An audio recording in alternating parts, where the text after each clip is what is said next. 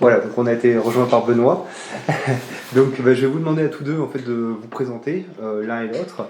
Et puis après on parlera un petit peu de comment vous avez mis sur pied ce projet en association tous les deux. Si tu veux bien commencer Benoît. Ouais. Alors moi j'ai 41 ans maintenant, bientôt 42. Enfin, je commence par ça parce que c'est un des points importants, le calendrier du projet. Donc, on a démarré notre réflexion et notre envie d'association en gros en 2018. D'accord. Donc un peu juste avant la quarantaine, on va dire. Ouais. On s'est rencontrés en école d'ingénieur. Trop longtemps. On parlait comme des vieux. 2001, ça fait 20 ans maintenant. Ah ouais, quand même, d'accord. Ouais. Donc il y a une longue amitié derrière ça. Quand même. Voilà, donc on s'est retrouvés à travailler tous les deux sur Lyon, enfin dans la région lyonnaise. Une dizaine d'années. Ouais. Voilà, et avec chacun du coup une expérience professionnelle derrière nous. Et puis un constat, le fait de ne pas être super épanoui dans nos boulots respectifs, et envie la quarantaine arrivant, d'entreprendre quelque chose, de faire autre chose, et puis quelque chose de plus concret, qui ait plus de sens. Hein. C'est un peu ce qu'on entend, beaucoup de gens qui ont envie de ça. C'est une constante, c'est vrai, voilà. C'est un discours qu'on entend beaucoup. Et donc ton travail, à la base, c'était quoi? C'était du travail de bureau? C'était du travail administratif. En fait, j'avais travaillé, là j'étais à l'agence de l'eau, à Gerland, à Lyon. Et en gros, mon boulot, c'était de gérer des enveloppes financières de l'agence, en fait, pour le programme de l'agence, en fait, donc d'aide à des projets liés à l'eau, en fait. D'accord. Donc, des projets de stations d'épuration, des projets d'aménagement de cours d'eau, d'économie d'eau, enfin voilà, tout ça. Bien loin de ce que tu fais. Et moi j'étais très administratif, donc je gérais des enveloppes, je distribuais des enveloppes sur le maintenant on va aller bassin, chercher les enveloppes. Et voilà. D'accord. Et puis je travaillais sur les règles d'administration des aides publiques. Et c'est un casse-tête. Oui, j'imagine, oui. Ça donne pas envie d'un dire comme ça. Non, D'accord. C'était pas très épanouissant.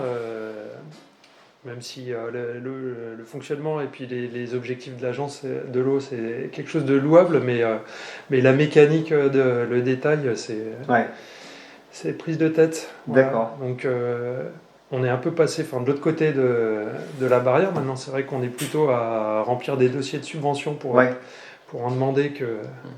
Voilà, mais on connaît bien les rouages des aides publiques. C'est peut-être un point positif dans le sens où tu n'as peut-être pas justement ce que je pourrais appeler la phobie administrative. Enfin, tu maîtrises peut-être ces choses-là. Donc c'est peut-être plus confortable après justement pour faire les demandes qui sont les tiennes aujourd'hui vis-à-vis des administrations. T'es peut-être moins... Enfin, parce que moi, tu vois, on est super... on est spécialisés, on est des spécialistes, on sait pour remplir des dossiers. C'est pas plus mal aujourd'hui. On va dire on est compétent là-dessus. N'importe quelle formule. On est plus compétent pour remplir des dossiers que pour élever des cochons. Donc, on commence à rééquilibrer. On commence à rééquilibrer, mais on s'est formé sur l'élevage, sur plein d'aspects techniques. Mais c'est important le côté administratif. Moi, je vois par exemple, on a des amis, Marie-Lise, elle aide, elle a un passé un peu comme le vôtre. Hein. Elle était aussi cadre dans l'administration et elle aide un autre ami qui est Roland justement à faire la partie administrative parce que lui a des difficultés dedans. Donc j'ai l'impression que quand même pour beaucoup d'éleveurs et d'agriculteurs, c'est un truc, tu vois, c'est un peu rédhibitoire. Surtout qu'une partie des ressources de la ferme, c'est des subventions. Voilà, si on est très pragmatique, l'argent le plus facilement gagné, c'est les papiers. Enfin, c'est con, parce qu'on préférerait bien vivre et vivre uniquement des produits qu'on produit. Mais aujourd'hui, si on remplit bien un formulaire, on va avoir des aides-PAC pour quelques milliers d'euros et c'est 5 heures de boulot. La même chose pour du cochon, c'est 5 mois de boulot. Donc à un moment, négliger cette partie-là, au-delà du fait qu'on sait le faire, mais négliger cette partie-là d'un point de vue purement... logique chez l'entreprise, ça serait complètement stupide. Et c'est ce que font un certain nombre d'agriculteurs. Mais malheureusement, on est dépendant aussi de ces mécaniques. D'accord. Nous, on n'en vit pas, ça fait pas partie aujourd'hui, c'est pas un gros pourcentage de notre chiffre d'affaires dans le modèle, parce qu'on est encore en démarrage, mais en tout cas à terme, ça dépassera pas les 10-15%. Ouais. Mais il n'empêche que ces 10-15% là, on va quand même aller les chercher. Oui, mais bien sûr. Puis, en plus, là, comme tu disais, vous êtes dans une phase d'installation. C'est là où, à mon avis, les dépenses les plus fortes sont faites. Donc, c'est évident qu'il faut le faire. Il faut le faire. Je vais te demander ton parcours à toi, Olivier, du coup. Avec Benoît, jusque 2005 en école d'agro. Donc, agro de bureau. Et du coup, Benoît lui est parti dans l'eau, moi je suis parti plutôt dans le développement agricole à l'international.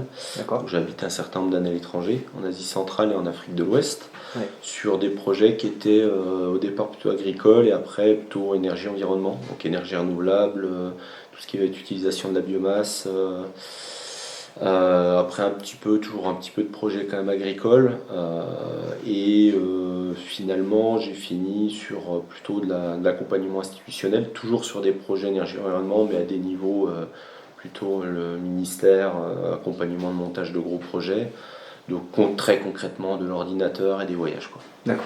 Au quotidien c'était beaucoup d'ordinateurs, beaucoup de voyages, beaucoup d'appels, de visio, des dossiers avec de plus en plus de zéros, de moins en moins de sens.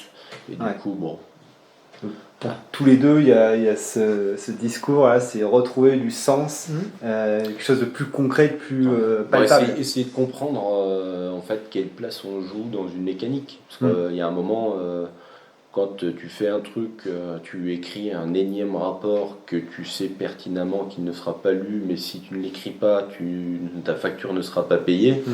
Au 10e ou au 15e, tu te dis. Est-ce que je dis ouvertement que de toute façon c'est rien que je le fasse parce que personne ne va lire et tout le monde sait qu'il ne sera pas lu, ou est-ce que je continue à accepter ce jeu-là quoi. Et c'est vrai que c'est facile de l'accepter. La maison est chauffée, le salaire tombe tous les mois, on est au centre-ville de Lyon, c'est assez facile à un moment. Jusqu'au moment où tu dis ça, on arrête ou ça va être burn-out et ça va pas aller à un moment ou à un autre. Donc, D'accord. Alors, du coup, donc on a bien vu que c'était une installation plein air. Il y a une sensibilité, on va dire, à l'écologie, au bien-être animal. Donc vous pouvez m'en parler justement de ça. Pourquoi justement pas être parti dans du conventionnel, un truc tout à fait standard, quoi. Pourquoi être parti justement sur ce type d'installation? On n'y a même pas pensé. Ça de faire en conventionnel. Non. Ce que je veux dire, il y a une sensibilité à l'écologie. Et au fait de, le plein air, je pense que les animaux sont dans de meilleures conditions. Et donc, pourquoi il y avait un désir profond en fait de donner de bonnes conditions aux animaux et justement aussi de soigner le pan écolo. Je sais pas comment le dire un petit peu si. Il y a un peu une réaction par rapport à l'élevage conventionnel, l'élevage industriel en fait des cochons. Aujourd'hui en France les cochons plein air ça représente moins de 1% de la production de porc et puis à l'échelle mondiale ça n'existe pas en fait, c'est vraiment anecdotique comme production et donc on avait envie on est parti du produit fini. Produit fini, l'envie on n'avait pas envie de devenir végétarien, c'est-à-dire notre réaction par rapport à un type d'élevage qu'on n'avait pas envie, c'était pas de vouloir se priver de viande, c'était plutôt d'essayer de faire un produit avec un animal, un bon produit avec un animal bien élevé. Ouais, d'accord. Voilà, donc pour avoir du bon cochon, c'est bien que l'animal il puisse gambader en fait. D'accord. Voilà. Ouais. D'accord. Donc d'abord c'était pouvoir consommer de la viande sans avoir l'impact en fait de la maltraitance animale. Il n'y a pas que la maltraitance animale, il y a tout le système mondialisé qui a derrière le fait qu'on produise autant de cochons aujourd'hui. Les cochons ils sont engraissés, c'est-à-dire qu'on leur donne de la céréale et de la protéine. Et pour la protéine, ça vient d'Amérique du Sud, du soja, ce qu'on appelle la déforestation importée. Et c'est un modèle mondialisé qui nous paraît pas durable. D'accord, ouais. Donc oui. Donc il y a à la fois le bien-être animal, mais il y a aussi l'aspect environnemental. D'accord. Et on se heurte à pas mal d'obstacles réglementaires, parce qu'on a eu aussi une réflexion sur est-ce qu'il faut qu'on s'installe en bio ou pas. Ça coulait pas de source, c'est-à-dire des cochons en plein air, mais alors bio c'est un autre aspect, ça veut dire en gros qu'il faut l'engraisser avec de l'aliment bio. Ouais. Et en fait, le cochon dans les fermes, et puis même de tout temps, ça a été le recycleur. Et depuis qu'on est rentré dans une ère industrielle, c'est plus le recycleur, c'est un cochon engraissé, c'est un compétiteur sur de la céréale. Du matin, quoi. Ouais. Vraiment, ce qu'il mange, on pourrait le manger au petit déjeuner. C'est la même céréale. Ça part filière animale ou filière humaine. C'est aussi un des arguments des gens qui veulent plus manger de viande de porc, c'est justement de dire la viande de porc coûte trop cher à produire, ou la viande de manière générale coûte trop émet trop de CO2 en fait. Oui, et puis la question aussi de produire du céréal uniquement pour produire de la viande. C'est ça. C'est aussi l'argument qu'ont les véganes par exemple. C'est l'impact CO2 et puis les terres utilisées uniquement pour produire de la viande, alors qu'on pourrait, selon eux, directement consommer ces céréales. C'est ça. Et en fait, mais ils ont raison sur cet aspect-là du problème, sauf qu'agronomiquement, s'il n'y a plus d'élevage, il y a une partie du cercle vertueux qui ne fonctionne plus. Et sur le porc, c'est la même chose, mais avec la mécanique, à un moment, un porc devrait se nourrir de sous-produits. Sauf que quand tu es en cahier des charges bio, alors il y a tout un nombre de règles sur les pratiques d'élevage. Et quand tu fais du plein air, si tu commences à vouloir vacciner tout ce que tu veux, traiter tout le temps, ça ne marchera pas. Donc en fait, un plein air en général, qu'il soit bio ou non bio, respecte sur la partie pratique d'élevage le cahier des charges bio. Directement ou indirectement. Et la seule vraiment grosse différence, c'est l'aliment. Mais du coup, nous, l'obligation de nourrir avec du bio fait qu'aujourd'hui, par exemple, on n'a pas le droit de donner nos propres résidus, nos épluchures, si elles ne sont pas bio. On n'a pas le droit de récupérer des épluchures de magasin si elles ne sont pas bio. Et du coup, c'est là où la réflexion se posait en disant, mais si on s'installe en bio, finalement, on génère une contrainte et on participe quand même à une mécanique où on achète un aliment qui est en compétition, etc. Mais d'un autre côté, on a une clientèle avec un produit qui sort à un certain prix et le fait que ça soit bio, ça nous permet aussi d'accéder à cette clientèle et on a balancé les deux. On a choisi d'être bio, mais... je crois qu'on est toujours incertain, mais en tout cas, on aimerait bien, tout en étant bio, pouvoir quand même élever des cochons comme on devrait les élever, c'est-à-dire en mangeant autre chose que quelque chose qu'en compétition avec d'alimentation humaine. Sauf que là, aujourd'hui, ça c'est... on va essayer de travailler dessus, mais c'est quasiment impossible.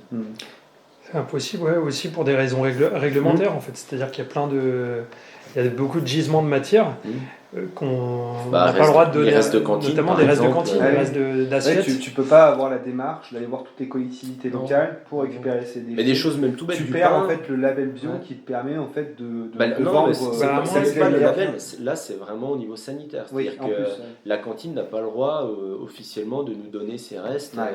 Et même du pain, par exemple du pain, tu prends du pain, tu es dans un cep, tu prends du pain, tu le poses, tu ne le manges pas, tu le reposes.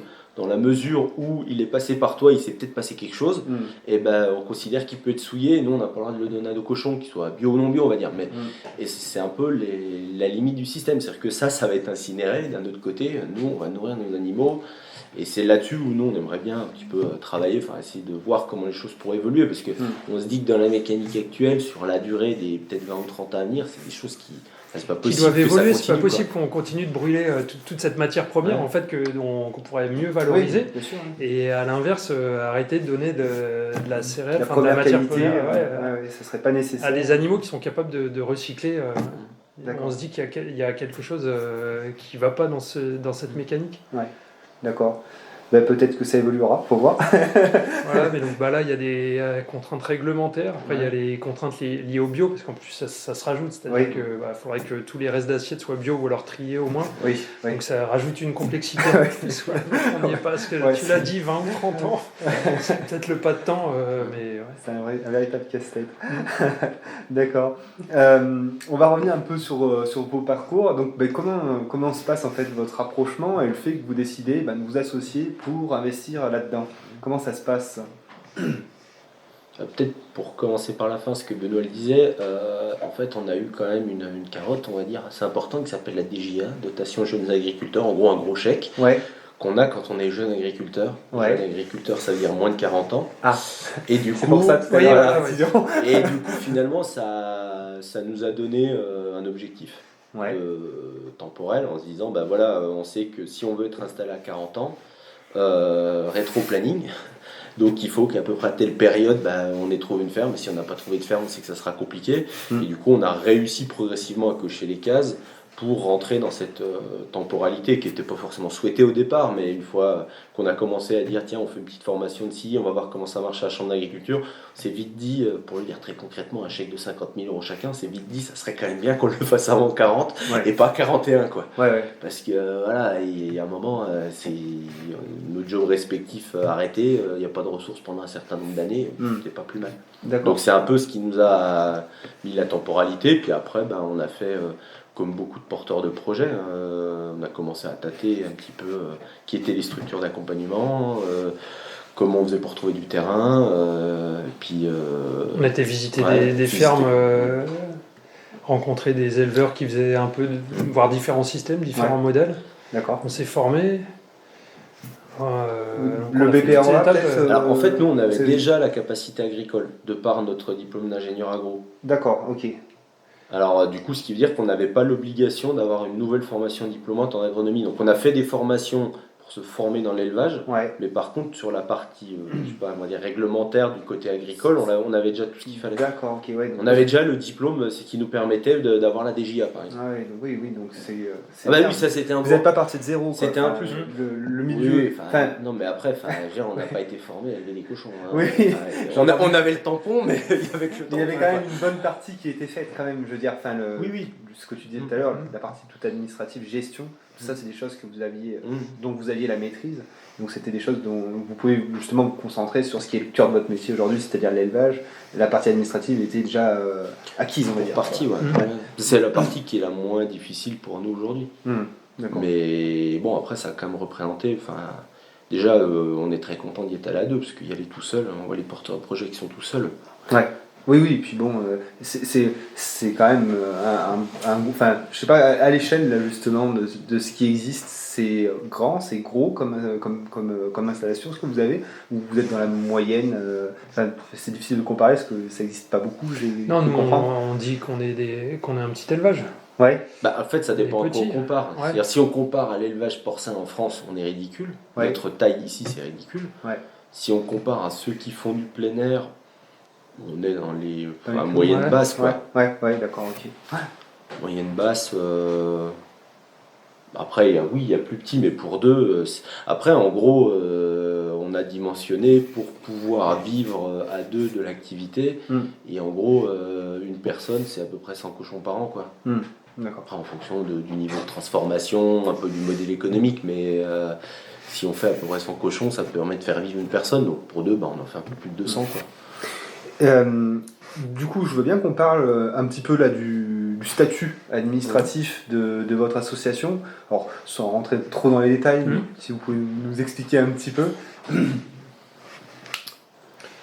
Déjà, on est deux, donc il n'y a pas 36 modèles juridiques de sociétés agricoles, et en plus, pour avoir la DJA, il me semble que...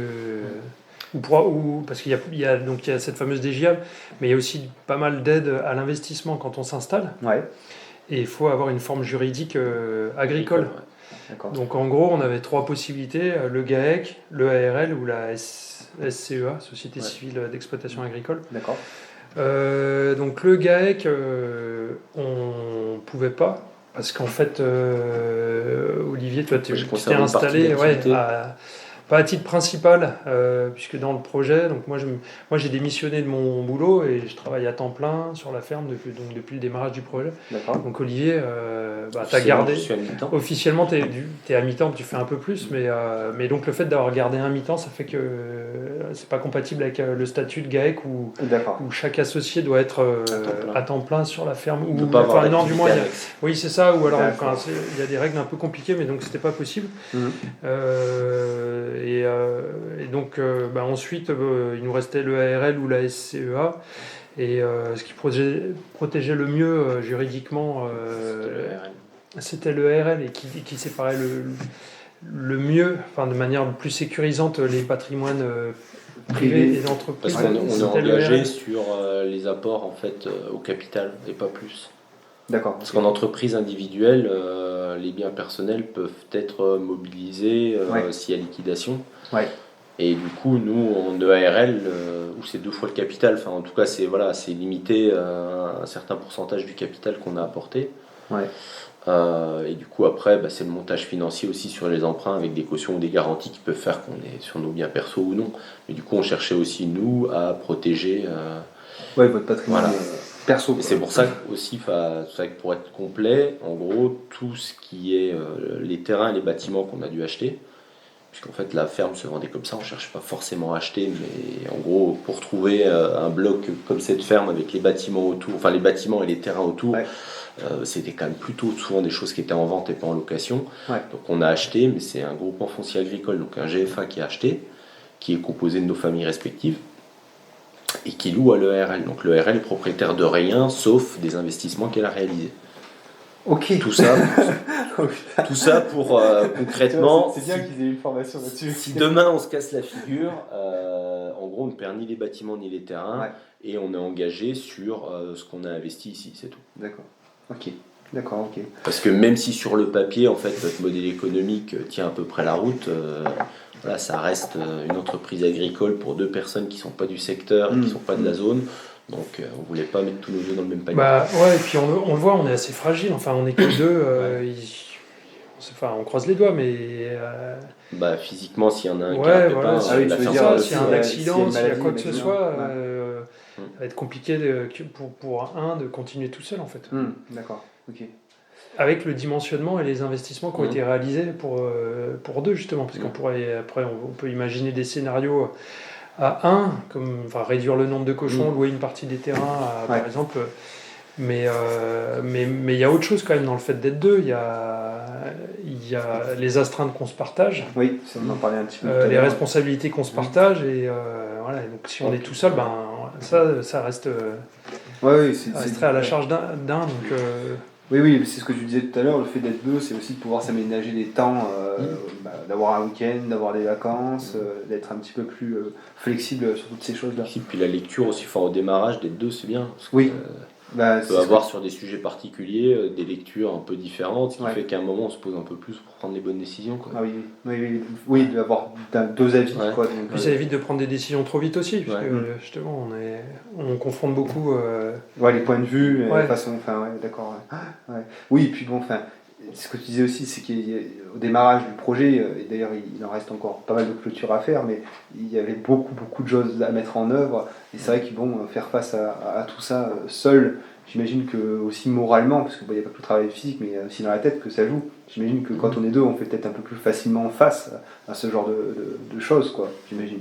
Ça vous aide là justement, le fait d'être 2, il y a peut-être une cohésion, une dynamique qui s'est créée, quoi. Non, la dynamique, on la tient à peu près depuis le début. Ça évite que ça s'écroule, quoi. C'est vrai qu'il y a des fois, c'est bien d'être 2, quoi.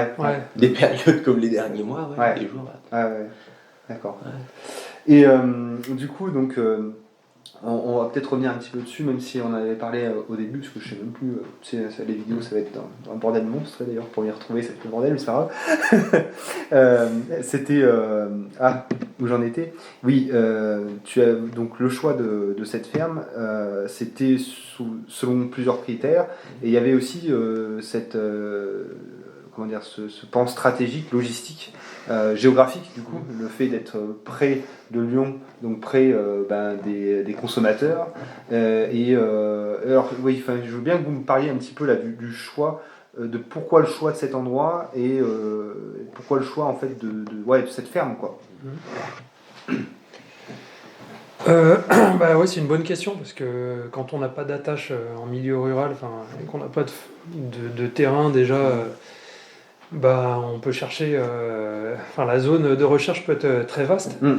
Ce qu'on a fait. On est un peu parti dans tous les sens. Mais en fait, il y a aussi des formations sur comment trouver du foncier agricole. Et un des premiers conseils qui est donné, c'est limiter la zone de recherche en fait. D'accord. Plus la zone est petite et plus on peut trouver assez facilement. On peut nouer des relations. C'est ça. Qui nous fait rencontrer l'autre. Alors, donc on avait plusieurs critères, mais comme on vivait à Lyon, et nos familles et nos femmes qui ont leur travail sur Lyon, toi qui as gardé une activité aussi. Donc on avait besoin de pas trop s'éloigner de Lyon. Ouais. Et du coup, on a cherché dans les zones plutôt Mont du Lyonnais, Pays de l'Arbois, qui sont à 30 km de Lyon, mais qu'on ne connaissait pas plus que ça en fin de compte. Après, on a cherché aussi de par le modèle des fermes, parce qu'ici c'était des zones de lait plus cerise. Et en gros, les fermes qui se vendent aujourd'hui, c'est des fermes de la taille de cette ferme-là, qui en fait sont pas passées à la taille du dessus. Il n'y a pas eu un repreneur dans les 15 dernières années qui a doublé la taille et triplé la taille du bâtiment et le nombre de vaches. Et ce qui fait qu'aujourd'hui, en lait, cette ferme-là, elle aurait été trop petite. Éventuellement en transformation à la ferme, mais en tout cas, un projet lait, il aurait fallu tout refaire, refaire tout le bâtiment et tout. Donc en fait, c'est des fermes historiquement configurées pour du lait. Donc pas pour de l'ovin ou autre, mais qui sont amenés à avoir une autre vocation.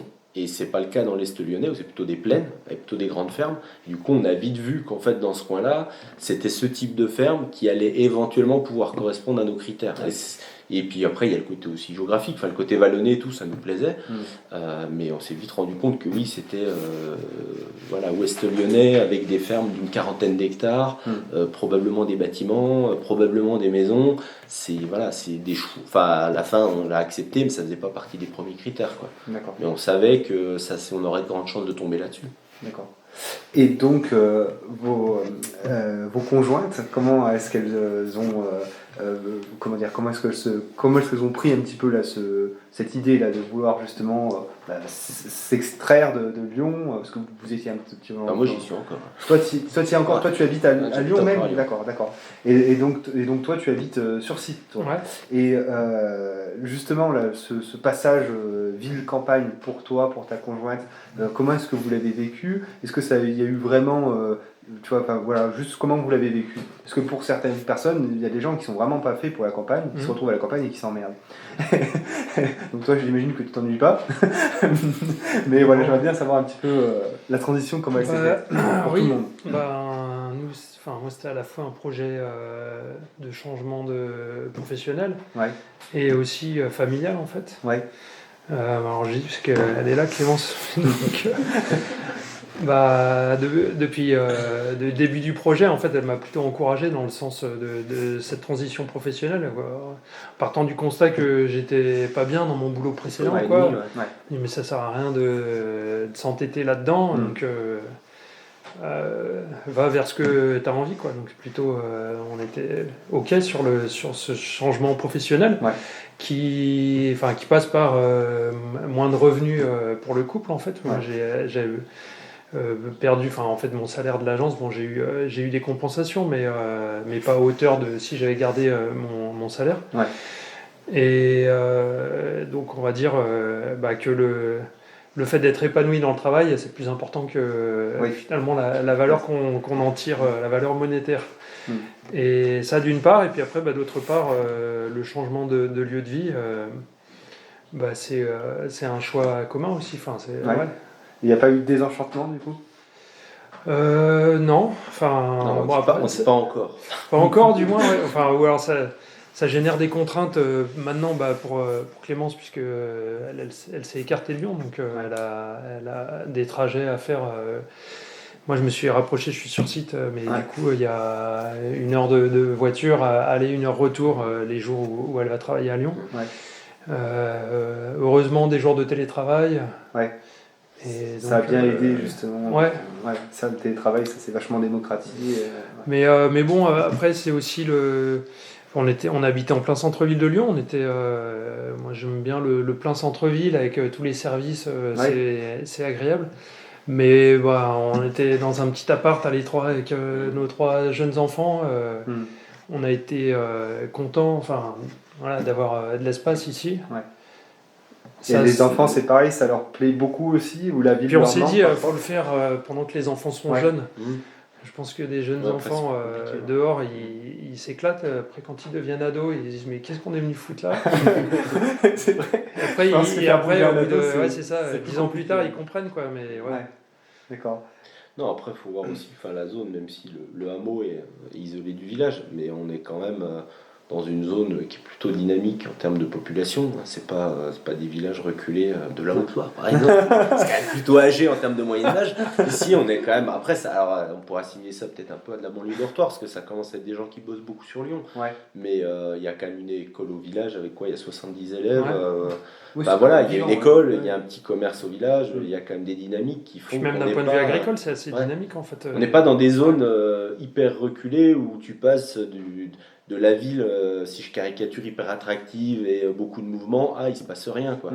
C'est un intermédiaire. Après, c'est vrai que ce choix-là, sans enfant, tu le fais peut-être moins facilement aussi. Enfin, moi, c'est pareil, moi je suis encore à Lyon pour des questions plutôt pratiques de gestion, boulot aussi de ma compagne. Mais il y a quand même cet intérêt le week-end, quand tu viens, tes enfants, ils peuvent ouvrir la porte et aller dehors tout seul, alors qu'en ville, tu es obligé de les sortir au parc. Voilà, il y a des plus, des moins de chaque côté, et en fonction des tranches d'âge, c'est vrai, il y a du temps qui est passé depuis qu'on a déménagé, mais en fait, moi, j'en pouvais plus d'aller dans les parcs urbains à attendre, avoir mes enfants sur les aires de jeu, ça m'insupportait à la fin. Se défouler avant de les rentrer à l'appart, pour qu'ils soient calmes. Tout ça, nous, on n'a jamais connu. Mais ça me fait penser un petit peu à ce que disait Maxime. Il avait ce retour un petit peu, parce que lui avait vécu à Paris pendant un moment. Et c'est vrai que ça semble dur. Non, mais après, tu as des vraies contraintes de ville. Enfin, Lyon, c'est une ville où le marché de l'immobilier a explosé. Et en fait, tu te rends compte que quand tu as, comme Benoît Clémence, 3 enfants, au moins 2, tu veux avoir un minimum de mètres carrés pour être à peu près à l'aise. Même avec des revenus qui sont, on va dire, supérieurs à la moyenne, voire supérieurs plus, en fait, tu peux plus te payer les quelques mètres carrés supplémentaires. Ce qui fait que tu vis un peu comme à Paris, entassé. Il y a un moment, voilà, c'est supportable pendant un temps, mais... Ah oui, mais c'est sûr que l'espace, c'est important. Du coup, le côté départ au vert, dans une ville comme Lyon, il est aussi lié à ça. C'est qu'à un moment, le prix de l'immobilier fait que, entre s'endetter sur je ne sais pas combien d'années pour avoir 3 mètres carrés supplémentaires qui ne seront pas suffisants, et finalement faire plus de routes, mais qui avec télétravail et tout peut être pondéré, il y en a beaucoup qui font ce choix-là, quoi. Indépendamment, là, nous, il y avait le projet agricole, mais il y en a qui, sans projet agricole, seraient venus ici. Oui, ça se démocratise de plus en plus, c'est sûr. C'est sûr, et puis le Covid a accéléré, je pense aussi, la mise en place du télétravail, l'a vachement démocratisé. Ça a facilité les choix, je pense, d'un certain nombre de personnes. Moi, j'entends parler beaucoup du télétravail depuis qu'il y a le Covid. Alors, je sais pas si c'est moi ou... Mais j'ai vraiment l'impression que ça a fait évoluer quand même beaucoup les pratiques. J'ai vraiment l'impression, en entreprise, et puis... on n'a pas trop parlé, je vais dévier un petit peu, mais c'est pas très grave. On n'a pas trop parlé justement de la vente et à qui vous vendez finalement. Vous faites de la vente directe, vous faites de la vente sur marché, vous faites tout ça. Au départ, on voulait éviter de faire trop de marchés. En se disant que c'est beaucoup de temps les marchés. Et donc on était plutôt parti sur des ventes plus efficaces, alors des ventes à des magasins ou des AMAP, mais avec des temps de vente plus courts. Pas des temps et des infrastructures. Aussi. En fait, la contrainte du marché, c'est que si on veut bien vendre, il faut s'équiper, ça qui coûte assez cher. Et une fois qu'on s'est équipé et que ça coûte assez cher, il y a l'astreinte derrière, parce qu'en gros, un marché, c'est toutes les semaines, on ne le fait pas, quoi. Et du coup, il y avait vraiment ce côté-là, on s'est dit, si on peut l'éviter,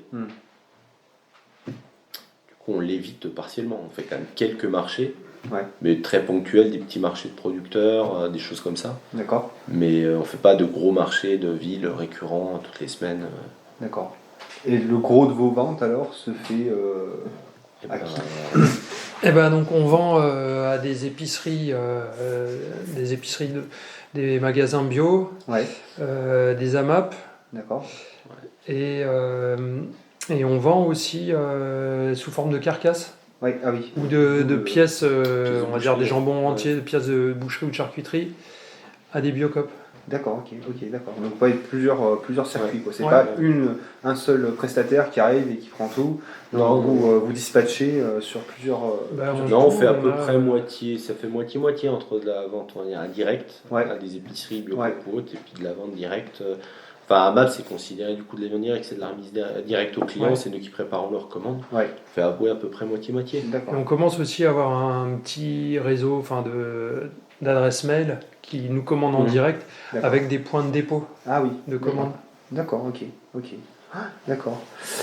En tout, ça fait, sans compter ces particuliers qui nous commandent en direct, en épicerie, magasin bio, on doit avoir une quinzaine. Une quinzaine de points de vente. Quinzaine de concentrés à quoi qui ne commandent pas forcément toutes les semaines. Mais 60 km, le plus loin c'est 60 km.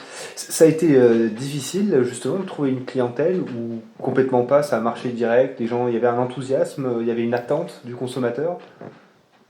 Oui et non.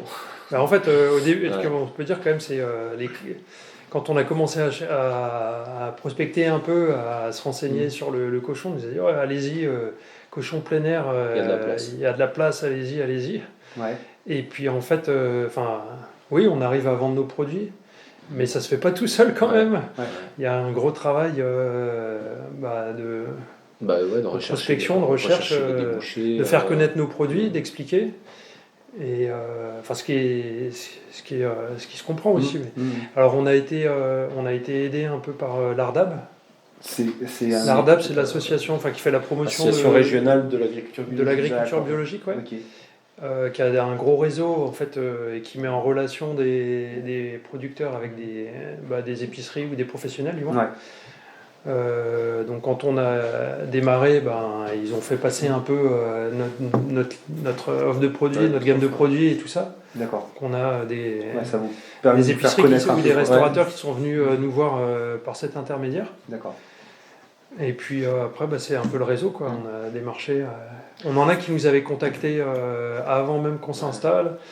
D'autres qui contactaient des collègues qui coulaient déjà tous leurs produits, qui nous ont renvoyés vers nous. D'accord.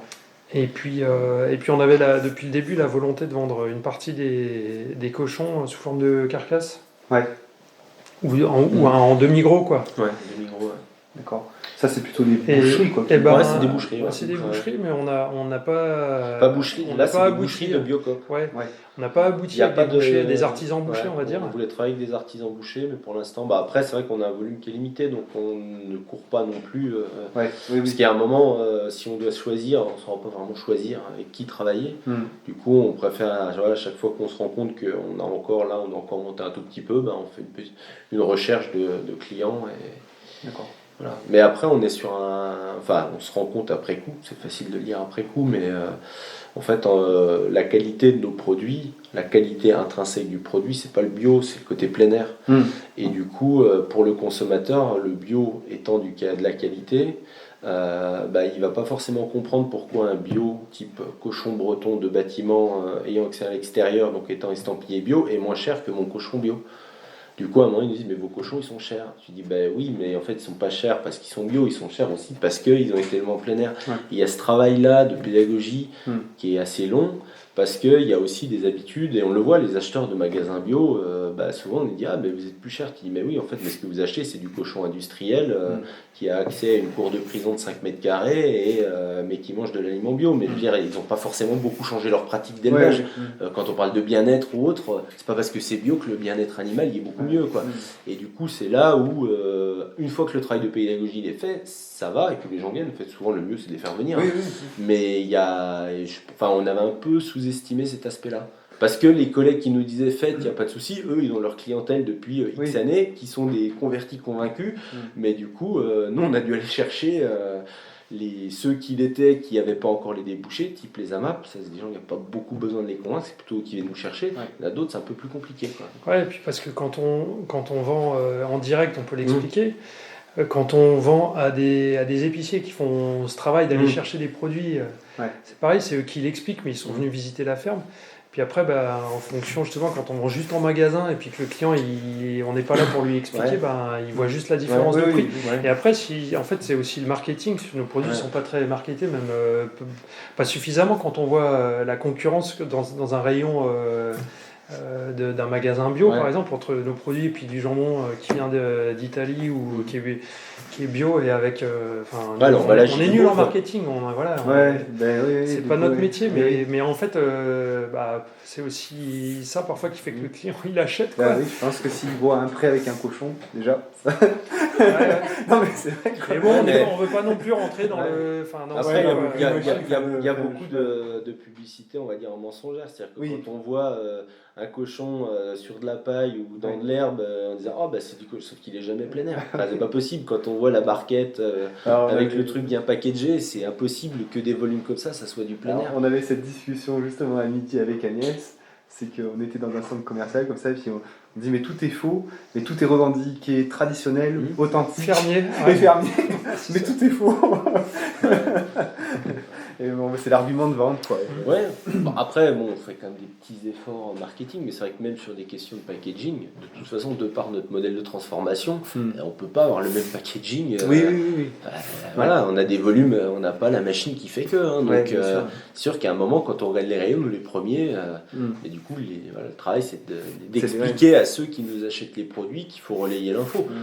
Ce qu'on voit, c'est globalement ceux avec qui on bosse avec eux sur la durée. Enfin, depuis qu'on a commencé, on a eu assez peu de déperdition. Et les volumes augmentent petit à petit. C'est jamais exceptionnel, mais je veux dire, globalement, voilà, c'est des gens qui restent, qui nous prennent toujours un peu plus de matière. Donc, c'est que ça plaît a priori. Donc, c'est ce qui nous satisfait, mais c'est quand même un travail, quoi. Et puis là où on arrive aussi à maintenir ou être, enfin pas compétitif, mais à être recherché, c'est sur l'aspect local. C'est que il y a quand même, on est à 2 pas de Lyon et du port bio produit à moins de 40 km de Lyon. En fait, on est 5. On n'a pas beaucoup. On est 5 dans le Rhône, il faut aller dans l'Allier ou je sais pas où.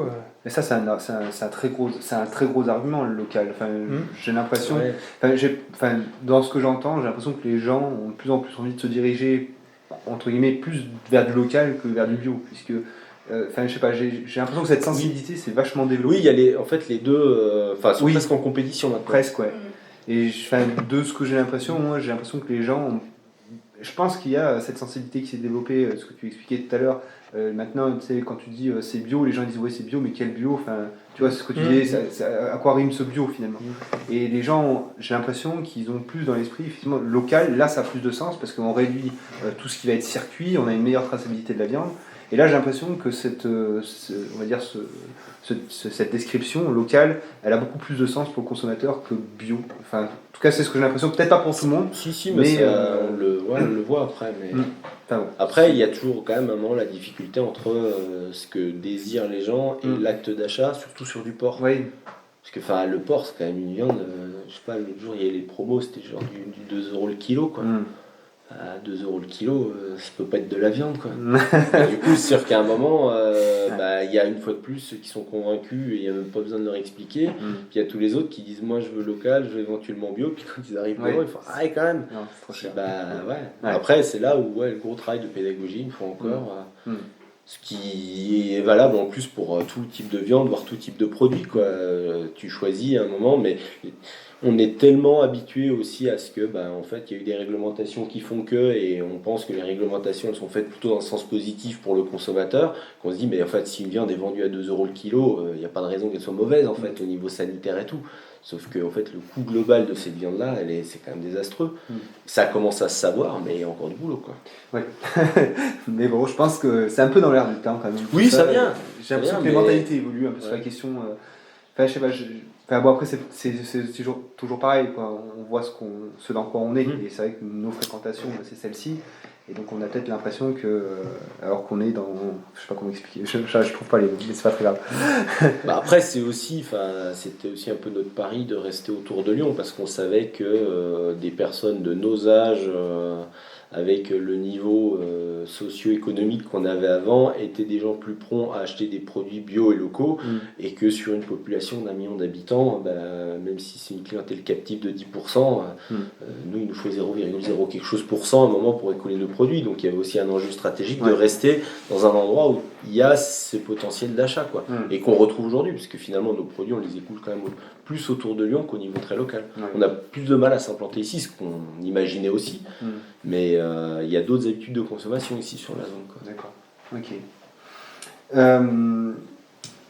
J'ai pas vraiment d'autres questions. Si, un petit peu comment est-ce que vous voyez... Alors si, j'avais d'abord une question, c'était le pourquoi cette chaîne YouTube. Parce que moi je vous ai connu, parce que moi je suis très YouTube, évidemment je suis dessus, donc j'ai trouvé votre chaîne. Donc savoir pourquoi est-ce que vous avez décidé de créer cette chaîne YouTube et si c'est quelque chose que vous comptez continuer. Voilà. C'est Sonia qui a créé la chaîne YouTube. En fait, c'est ma compagne qui a créé la chaîne et qui réalise les vidéos. Ouais. Et en fait, l'idée des vidéos, en gros, nous, notre système de communication, donc on a un site internet qui est un site, on va dire plutôt figé vitrine, avec une partie pour pouvoir passer des commandes de nos produits, donc précommander les produits, lister ce que la personne voudrait, et après nous on les recontacte, on traite, etc. Et l'idée c'était d'avoir un site qui soit un petit peu plus vivant que simplement des explications texte, puisqu'on voit bien que les gens ne lisent pas, très peu, ils lisent les 3 premières lignes. Et du coup, ayant une compétence vidéo, on s'est dit on va faire des films sur en fait l'évolution de la ferme, c'est-à-dire qu'est-ce qu'on fait, c'est quoi les grandes étapes, où est-ce qu'on en est. Donc on essaie de trouver une thématique tous les 3 ou 6 mois pour faire une vidéo de 3 minutes, essayer d'expliquer un peu les choix qu'on a fait et à la fois pour que les personnes avec qui on bosse, que ce soit des clients, que ce soit d'autres agriculteurs, que ce soit des structures qui nous accompagnent, puissent aussi à un moment voir ce qu'on fait, comment on le fait, parce que la vidéo, c'est comme la visite du site en fait, le site parle plus des fois que tout le discours qu'on va avoir derrière. Et c'est vrai qu'on s'est dit comment expliquer pourquoi on a fait ça, d'où on vient, au-delà du cliché des reconvertis un peu en perte de sens, quoi, et comment on construit le truc. Donc, puis nous, ça nous laisse une trace aussi, quoi. Vous allez voir l'évolution. Mais c'est vrai que, moi, je trouve que YouTube est un bon moyen d'expression. Tu l'as dit, quoi. La vidéo, c'est captivant. Puis c'est un côté interactif un peu, quoi. On a l'impression d'être avec la personne, de faire le tour avec la personne. C'est très vivant, quoi. Puis moi je vous ai connu par ça, donc c'est très bien. Donc, c'est vrai que nous on a des personnes qui nous disent tiens, mais comment vous faites, ou tu dis si vous avez vu le site, allez voir les vidéos. Vous en regardez une ou deux, vous verrez, vous ferez une idée du site physique, des quelques activités qu'on a pu faire. C'est sûr. Et donc le rythme de vidéo de parution, c'est ce que tu disais, c'est tous les 3-4 mois, faire un petit point sur ce que vous avez produit sur le site. En fait, ça dépend des thématiques. C'est vraiment. Ça fait longtemps qu'on n'en a pas fait. Parce que là, on n'avait pas. La dernière, c'était la commercialisation, qui était en fait l'étape ultime de tout le process. Le premier, c'était l'arrivée, c'était remise en état du bâtiment pour l'arrivée des premiers animaux jusqu'aux premières ventes. Et après, on s'était dit, peut-être on va faire une vidéo autour des questions d'agroforesterie par rapport à ce qu'on veut faire. Questions sur la gestion de l'hiver. Il a fallu le faire quand il y avait beaucoup de neige. On pourrait en faire une sur les déplacements des animaux ou le sevrage, comment on fait pour travailler, parce que c'est un des trucs sur lequel on se casse le plus la tête, on va dire. C'est que nous, quand on doit déplacer des animaux en attraper, on n'a pas des portes à ouvrir, les animaux à faire passer dans des couloirs en fait. Et on n'a pas. Il faut les appeler, mettez vos masques et avancez, quoi. Alors, ça marche. Avec les contraintes du site, en fait, avec pas mal de pentes et tout, donc on a aménagé, mais par exemple le sevrage, donc le moment où on doit séparer la mère qui a allaité pendant 7 semaines de sa portée, donc ils peuvent être entre 8 et 12 en moyenne, quoi. C'est un moment, c'est sport. Et comment faire pour que ce soit moins sport? Alors déjà, on a fait plusieurs essais. On en est à la 5 ou 6e version de l'espace de séparation. Ça se passe mieux, mais ça reste compliqué à faire tout seul en fait. Et ça, filmer ça pourrait être rigolo. D'accord. Expliquer les difficultés. Après, on n'a pas forcément de fil conducteur. C'est plus une thématique qui pourrait intéresser et qui nous présente aussi dans nos activités, qui donne un peu une illustration du site. D'accord. Ok. Après, donc c'est quelque chose que vous voulez conserver. Par contre, un rythme assez espacé, quoi. Après, des fois, ça peut être approché. C'est vraiment, est-ce qu'il y a un sujet ou un truc, une nouveauté ou... Oui, finalement, on rentre un peu dans une routine. Et donc, il y a moins de choses peut-être à expliquer. C'est vrai qu'après, le porc, il n'y a pas plus mécanique comme mode de fonctionnement en termes d'élevage. Tu veux dire qu'il y a le roulement... La gestation, c'est 4 mois. Les animaux, ils passent toujours d'un endroit à un autre de la même façon, quasi pendulaire. Donc, au bout d'un moment... pour nous, c'est de la répétition. Après, le quotidien est quand même toujours un tout petit peu différent. Oui, mais sur le côté plein air, comme disait Benoît, il y a beaucoup de choses qu'on a bricolées. Ouais. Enfin, on se dit, tiens, on va essayer comme ça, on va essayer comme ça. Et parfois, en retour d'apprentissage et tout, c'est intéressant de partager et puis de voir les retours qu'on peut nous faire. Sachant qu'on ne veut pas devenir une chaîne spécialisée dans porc plein air. Il y a aussi un côté comprendre ce que c'est qu'un élevage de porc en plein air. Parce que, même pour beaucoup, porc plein air, c'est un terme quasi technique, quoi. Plein dit, mais ça veut dire quoi plein air? Enfin, c'est un moment, le porc plein air, quand on l'explique, c'est des animaux qui du premier au dernier jour ont été dehors. Pour beaucoup, ça tombe pas sous le sens, quoi. Parce que du cochon, c'est dans un bâtiment. Est-ce qu'ils n'ont pas froid l'hiver? Et comment ils font l'été? Puis du coup, est-ce qu'ils ont des cabanes? Est-ce que c'est chauffé? Enfin, tous ces trucs-là, on s'est dit à un moment, on va le mettre dans des vidéos aussi, parce que quand on le répète à peu près autant de fois qu'on a de clients sur les quelques marchés qu'on fait, on se dit, oui, comme ça, ils peuvent se reporter à quelque chose. Ouais, puis voilà, on dit des fois, si vous voulez en savoir plus, allez voir, n'hésitez pas. Si vous voulez venir visiter, vous nous appelez. Ça permet de renvoyer un petit peu, quoi. Ouais, d'accord. Ok. Parce qu'il y a quand même, une fois encore, un gros enjeu de pédagogie, quoi. Ouais. C'est pas des... C'est des élevages qui sont assez peu courants que finalement, il y a énormément de questions par rapport au modèle classique où, le cochon bâtiment, le truc, c'est, mais vos cochons, ils n'ont pas froid l'hiver, quoi. Cette question-là, je sais pas, on l'entend 30 fois par marché, quoi. Ouais. Bon, c'est quand même non, les cochons, non, mais nous, on a froid. L'éleveur, oui. Ouais. En fait, c'est ça, mais souvent, les gens, ils pensent aux animaux, mais ils pensent pas à celui qui en prend soin. Ouais. C'est vrai. C'est vrai que quand on parle de bien-être en élevage, parce que c'est la mode, quoi. On est censé avoir un référent bien-être sur notre élevage. Ouais. Alors, on n'a toujours pas décidé quel de nous doit être le référent bien-être, mais légalement, on devrait avoir des cases à cocher, des choses comme ça. Et nous, à chaque fois qu'on nous dit ça, on dit bien-être des animaux, non, bien-être de l'éleveur aussi, parce qu'il y a un moment. Quand tu fais du plein air, si toi t'es pas bien en tant qu'éleveur, tu vas mal te comporter vis-à-vis de tes animaux, quoi. C'est vrai. Et on le voit, ça nous arrive. Des journées où on est moins bien, tu te dis je me suis énervé, celle-là je l'ai poussée, ça sert à rien. En plus je le savais, mais. Ah oui, ce qu'on se dit, l'autre fois, la semaine dernière, il y a eu plusieurs incidents sur l'élevage, pas des trucs graves, mais juste des animaux qui sortent des parcs. Puis un cochon qui sort du parc, c'est casse-pied parce que du coup il va sur le chemin, il gratte le chemin et ça fait des désordres, quoi.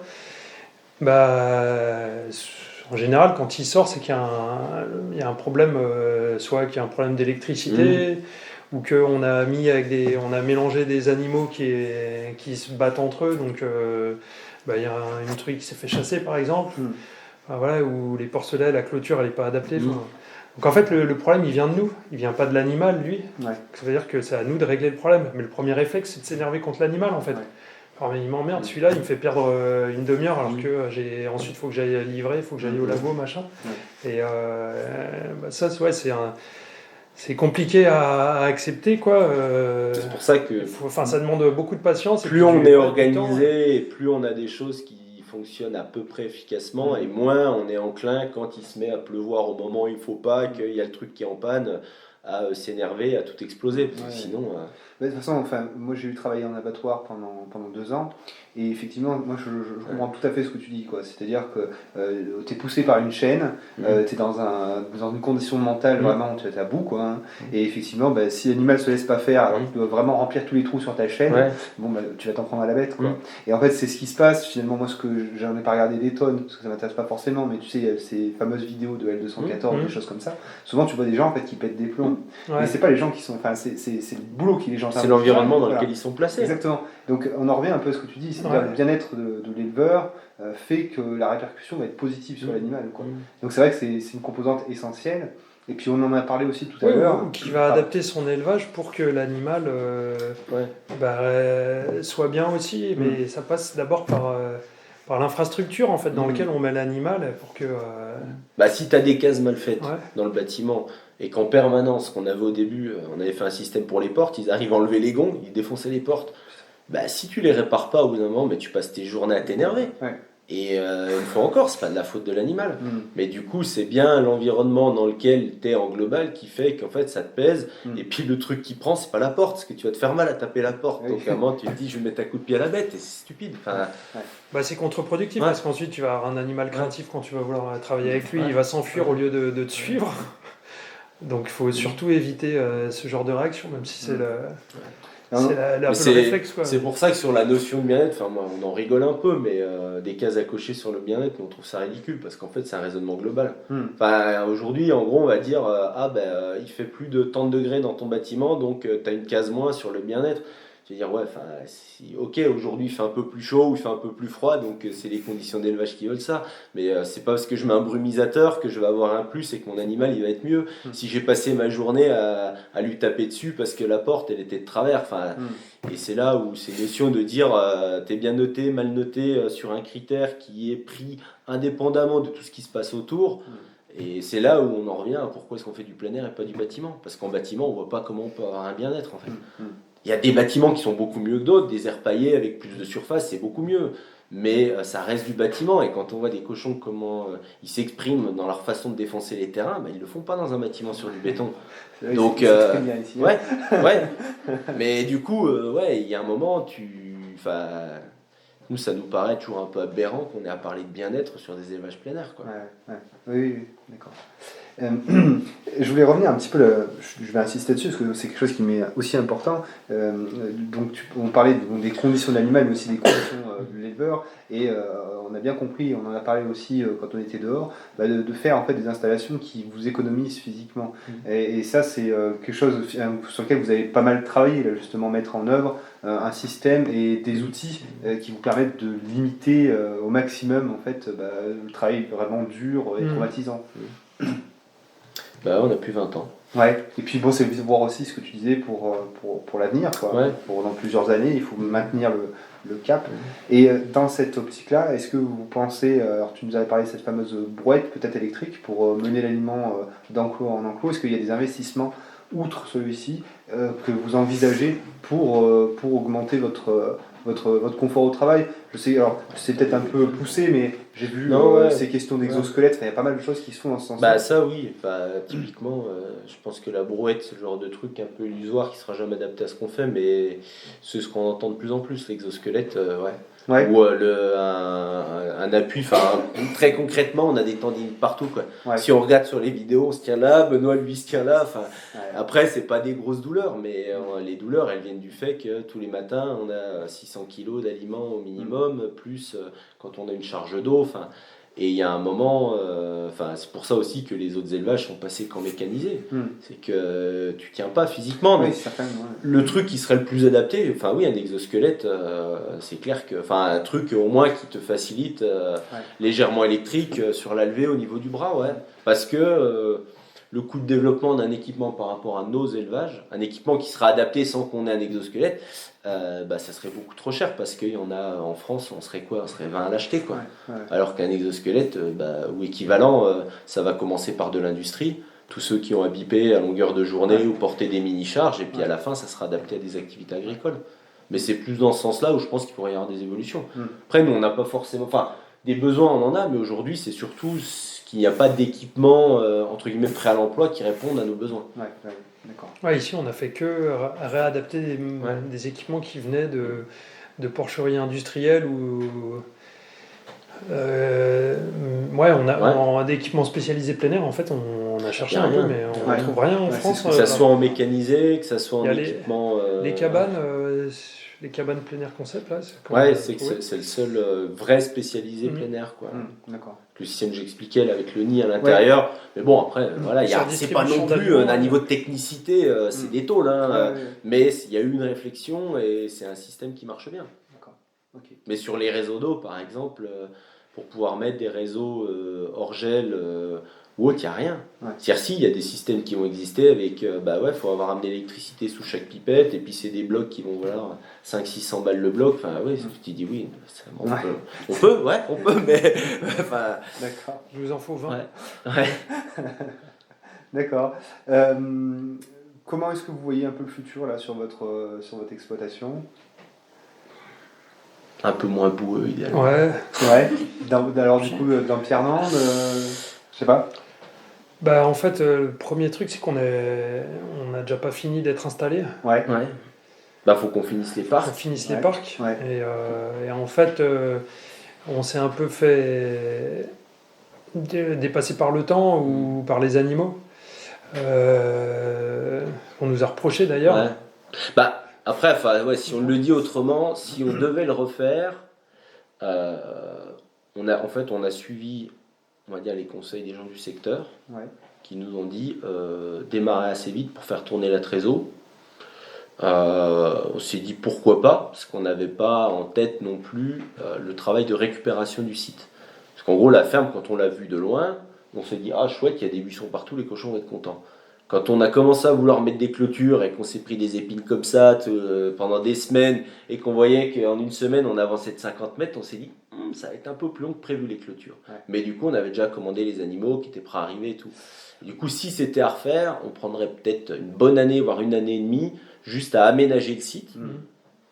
Et ensuite à commencer quand le parc est vraiment fermé et tout, mais que le matin quand on se lève, on sait qu'on va pouvoir faire 10 heures de clôture. Et pas 4 heures je nourris, 2 heures je récupère une commande, 1 heure de plus j'ai 3 clients qui m'ont rappelé et il est 17 heures et on voulait commencer la clôture et c'est trop tard. Et ça, mais c'est facile à dire après coup. Parce qu'en même temps, si on avait fait ça, on aurait fait plein de conneries sur comment on aménageait les parcs. Parce que c'est quand on a eu les animaux que là on s'est dit non, là ça va pas, faut faire comme ça. Donc voilà, enfin il y a.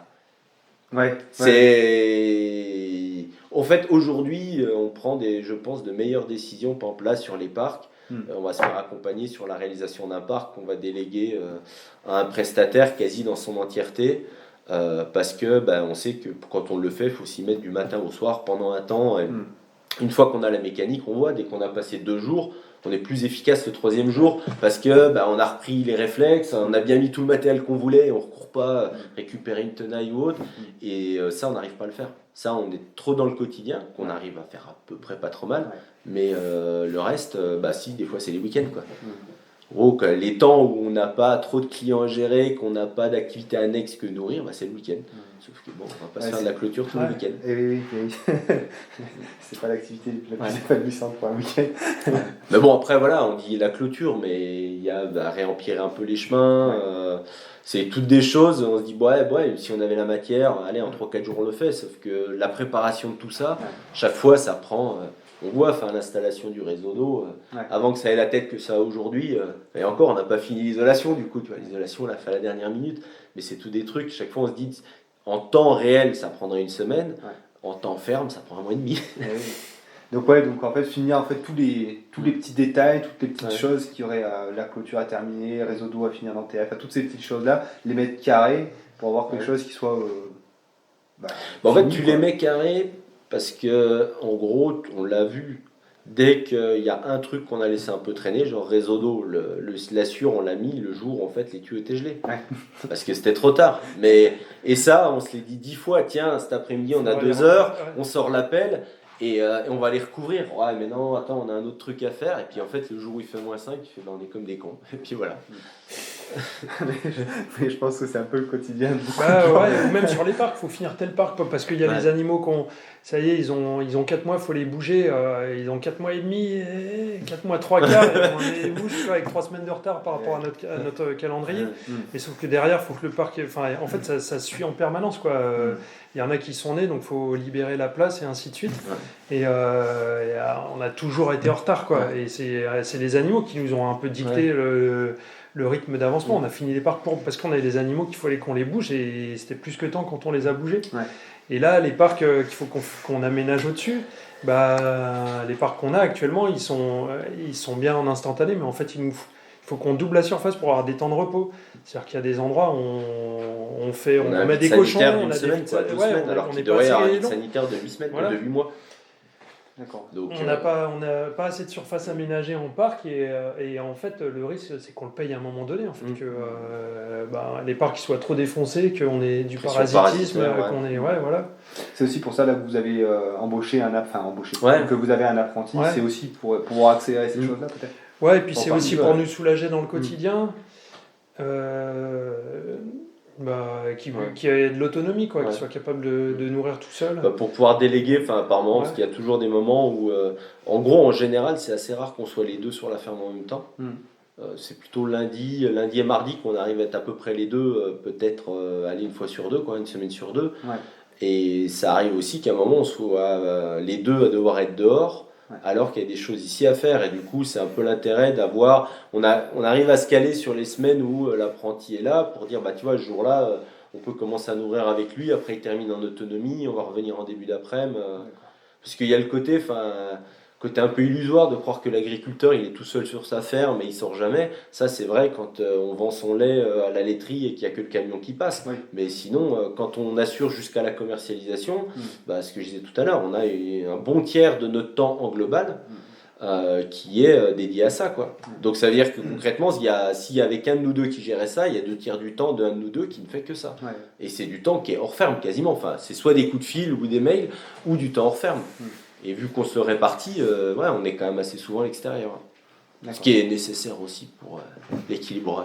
Faut pas non plus être enfermé ici. Mais c'est vrai qu'il y a des fois, tu te dis, je passerais bien une journée complète ici en ayant un peu de temps pour voir les choses, regarder et pas courir, quoi. D'accord. Est-ce que vous avez envie de me donner un petit mot pour la fin? Peut-être qu'est-ce que vous pourrez conseiller à une personne qui voudrait se lancer? Alors déjà, si j'ai bien compris, se lancer avant 40 ans. Mais si vous avez des conseils justement pour une personne qui voudrait s'installer dans ce type d'élevage ou dans l'élevage ou dans l'agriculture généralement, qu'est-ce que vous pourriez lui dire? Là, il y a eu, 2 dernières semaines, là, il y a un Benoît qui est un gars qui est venu ici en woofing un peu, donc nous aider, nous observer, et avec un projet d'installation peut-être en port plein air ou à voir. Et c'est un bon modèle. Le conseil que c'est-à-dire avant même de rentrer éventuellement dans les parcours d'installation, chambre, parce que nous on a fait des stages mais qui étaient des choses en fait obligatoires dans le cadre de notre DGA qu'on aurait fait de toute façon, mais même avant de rentrer là-dedans, on avait fait un stage qu'on s'était payé pour aller faire de la découpe de porc pour voir si en gros passer 3 jours dans un labo avec une blouse blanche, une charlotte et des bottes, ça nous plaisait quoi. Et c'était pas plus mal de le faire quand même avant de se retrouver devant le fait accompli. Bon, on a des cochons, en fait, on n'aime pas les découper, quoi. Mais du coup, faire des essais, une semaine ou deux, il y a beaucoup d'exploitants qui sont prêts à accueillir du monde en mode ok, tu nous donnes la main, mais on ne fait pas faire le travail de chien non plus, quoi. Tu viens pas pour faire que de la clôture, tu vas faire tout ce qu'on fait. Et du coup, tu découvriras et ça te permettra. Et si tu veux faire du cochon, on va avoir du cochon. Si tu veux faire de la céréale, on va avoir de la céréale. Enfin, c'est vraiment faire du stage, avoir le plus d'expérience possible, voir le plus de prendre choses le temps, avant, puis bien interroger les exploitants, quoi. Vraiment creuser pour comprendre les modèles et sortir un peu du côté de départ, quoi. Parce que c'est vrai que quand on passe même une journée ou deux, on va comprendre 1/10 des choses et il faut prendre le temps, il faut au moins avoir 15 jours, quoi, pour alors le temps de soit s'interroger, de dire mais pourquoi ils ont fait ça, comment et puis avoir aussi des petits conseils. Enfin, nous, sur comment est-ce qu'on a trouvé la ferme, je sais pas, on a dû l'expliquer des centaines de fois maintenant, les structures avec qui on est passé et tout, parce que c'est des trucs où tout le monde a du mal. Et nous, on a fait comme tout le monde, on a eu peut-être un peu plus de chance à un temps donné, mais on passe tous par les mêmes galères, donc c'est bien aussi d'aller voir des jeunes installés, des moins jeunes. Et puis après, il y a ce conseil-là, donc de multiplier les expériences. Et alors, nous, on a fait le projet à 2 du début. Mais lui qui est tout seul, ce que je lui ai conseillé, c'est de démarrer peut-être en se faisant salarié, pas forcément à temps plein, mais sur une ferme, ou de voir plutôt une association que de démarrer tout seul en étant pas ni du métier, ni... avoir une vraie expérience pro, quoi. C'est ça, puis pas se fermer la porte à se dire je veux ma ferme et être responsable d'une exploitation. C'est vrai que nous, étant deux, c'était plus compliqué d'aller s'associer avec des gens installés, mais étant seul, on aurait pu s'associer avec des gens qui étaient déjà installés, qui cherchaient éventuellement de la main-d'œuvre, alors pour du court terme ou du long terme, mais en tout cas... c'est des modèles qui restent intéressants. Enfin, quand on voit aujourd'hui toutes les questions qu'on se pose, je pense que si on avait chacun fait volontairement, involontairement, mais 2 ans chez les uns, chez les autres, on serait peut-être revenu avec un peu plus de bagages et on serait peut-être un peu plus efficace sur certaines prises de décision. Bon, ça perdrait un peu de charme et d'exotisme. Mais bon. Ok. Non, ça fait partie des trucs... faut vraiment pas hésiter à se donner le temps de monter le projet, en fait. Parce que le temps qu'on se donne pour monter le projet, c'est ce qu'on gagne après au démarrage, et au moment où on a mis les premiers euros, c'est trop tard, quoi. Donc tant qu'on est encore un peu libre géographiquement, qu'on n'a pas forcément une trop grosse dépendance aux revenus ou autre, là faut en profiter, quoi. c'est clair que... Ouais, et puis même le fait d'aller travailler un peu, alors peut-être en salarié comme ça, ça permet aussi de découvrir la zone et de trouver un endroit où s'implanter, par exemple. Oui, aussi. Plus facilement de se construire un réseau. Et après, peut-être le dernier élément que nous, on n'a pas encore fait, mais qui nous intéresse, c'est de réfléchir aussi en logique d'association, pas forcément associé d'une même entreprise. Mais de dire, bah voilà, tiens, il y a un boulanger qui veut se mettre sur une zone, il y aurait une ferme, parce que souvent les fermes vont être trop grandes pour des activités juste de maraîchage, juste de boulangerie, et travailler un peu le collectif, dire, bah tiens, moi je pourrais faire du porc plein air sur 10-15 hectares, toi tu pourrais prendre les terres en culture, on pourrait faire des rotations, des logiques où en fait on travaille à l'échelle d'un territoire et pas à l'échelle d'un individu. Parce qu'en fait l'agriculture, nous, c'est le mauvais exemple, parce qu'on est à l'échelle de 2 sur un truc qui est assez fermé, mais il faudrait qu'on arrive à travailler plus avec notre environnement. Vous faites déjà un petit peu avec les vaches là Oui, on prend des vaches en pension, mais normalement du cochon, ça doit pouvoir, même si la réglementation aujourd'hui est assez problématique, mais ça devrait pouvoir aller après les récoltes, grappiller ce qui reste sur les terrains sur des temps de 1 mois ou 2 avant que ça soit remis en culture. C'est toutes des mécaniques que tu peux faire à l'échelle d'un collectif, alors sous une même forme juridique ou des formes différentes, mais c'est des trucs qui sont intéressants à réfléchir, chose que nous on n'a pas pu faire et on essaiera peut-être de le faire à l'avenir. Mais quand tu montes ton projet, pas essayer de résoudre ton truc tout seul en disant moi je veux mes 10 hectares et tout, parce que tu trouveras pas forcément en face, quoi. D'accord, ok. Bon, je pense qu'on a fait le tour. Merci beaucoup. Merci. C'était riche. Merci d'être venu. Il pleut plus, c'est dommage.